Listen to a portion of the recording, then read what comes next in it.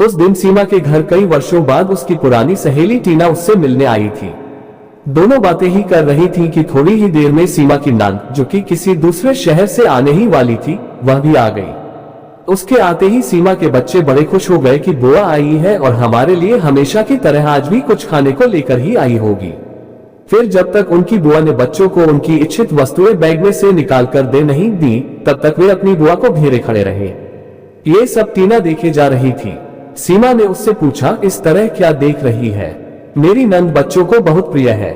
जब भी आती है बच्चों के लिए कुछ न कुछ विशेष तौर पर लेकर आती है। यही नहीं, बच्चों की उनसे पत्ती भी खूब है, इसलिए बच्चों को उनके आने का इंतजार बना ही रहता है। अब तो जितने दिन वह यहाँ रहेगी उतने दिन रोज हम मिलकर सारे काम जल्दी निपटेंगे और फिर दिन भर मजा मस्ती, खेल और गप्पों का दौर शुरू हो जाएगा। ये सब सुनकर टीना बोली, तू कितनी लकी है कि तेरी नंद इतनी अच्छी है। मेरी नंद तो साल में एक बार ही आती है, पर क्या बताऊं, उसके आने के बाद तो हमारे घर का माहौल ही बदल जाता है। मेरे बच्चे बुआ का नहीं, उनके बच्चों का इंतजार करते हैं, क्योंकि उनके साथ खेलना होता है। उसके आने के बाद मैं तो बस फिर घर में बस काम वाली बाई बनकर रह जाती हूँ। घर में पूरी फैमिली, मेरे सास ससुर नंद पति सब मिलजुल कर बतियाते हैं, पर मुझे उसमें शामिल नहीं करते। किचन में तो कोई झांकता तक नहीं, बस बाहर से ही ऑर्डर कर देते हैं कि मनु आई है तो उसकी पसंद का ही खाना बनाओ। मेरी नंद और सास बाजार या अन्य कहीं घूमने भी जाते हैं, पर मुझे बताते तक नहीं कि कहां जा रहे हैं, कब आएंगे। यहाँ तक कि हमारे घर की साल भर की सारी प्लानिंग भी मेरी नंद ही करती है। अभी हमारे घर में रिनोवेशन का कार्य शुरू होने वाला है, ऐसा मेरे कानों में सुनाई दिया है। ये भी मुझे बताया नहीं गया। उसका डिजाइन भी वही सिलेक्ट करेगी। कहने को मेरा ससुराल मेरा घर है, पर मुझसे किसी बात में राय तक नहीं ली जाती। दूर बैठी मेरी नंद ही सब तय करती है। मेरे पति भी इस मामले में कुछ नहीं बोलते। नंद का तो अपने ससुराल और मायके दोनों पर राज चलता है, और मैं आज भी ससुराल में अपने आप को अजनबी ही पाती हूँ। टीना की कहानी में तो शादीशुदा नंद ने घर में दखलंदाजी की, पर दूसरी ओर रीना की कहानी सुनिए। उसकी नंद घर में ही है। उसकी शादी हो चुकी थी, पर किसी कारणवश उसका तलाक हुआ और अब तो मायके में ही है।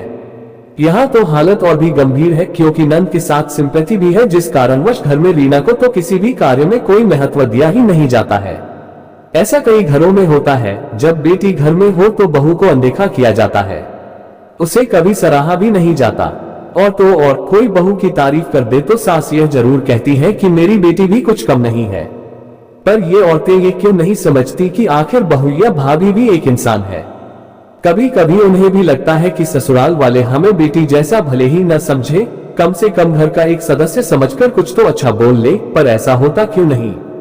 शादीशुदा नंद हो या कुंवारी, अगर भाभी के साथ हिल मिलकर रहे और घर के मसलों में उससे विचार विमर्श करे, उसकी राय को भी महत्व दे तो कितना अच्छा हो। मनमुटाव भी नहीं होगा और रिश्तों में कड़वाहट भी नहीं आएगी। कई नंद भाभियां ऐसी भी हैं जिनका एक दूसरे से इतना लगाव है कि कई बार नंद को अपनी भाभी की बात व्यवहारिक तौर पर सही लगती है और माँ का तर्क गलत, तो वह अपनी माँ को समझाइश भी देती है। वह सास बहू में भी मधुर सेठ बनाने का सुंदर कार्य करती है और सहेली या बहन जैसी नंद भाभी को सर्वथा प्रिय होती है। पर कभी कभी कुछ घरों में उल्टा भी होता है, जहां भाभी बड़ी अकड़ में रहती है और नंद ये सोचती है कि मैं अपने मायके जाऊं या नहीं, अर्थात नंद का व्यवहार सौम्य हो तो भाभी का भी व्यवहार वैसा ही होना चाहिए, क्योंकि ताली तो दोनों हाथों से ही बजती है। किसी भी रिश्ते में मधुरता तभी आती है जब दोनों तरफ से खुशबू बिखरी हो। नंद और भाभी दोनों ही खुले विचारों वाली होनी चाहिए, तभी परिवार में खुशहाली आती है। अब एक बार आप अपने स्वयं का निरीक्षण जरूर कीजिएगा कि आप एक अच्छी नंद या अच्छी भाभी हैं या नहीं। भैया और भाभी, आपको ये कहानी कैसी लगी, आप अपना राय हमें कमेंट में अवश्य बताएं।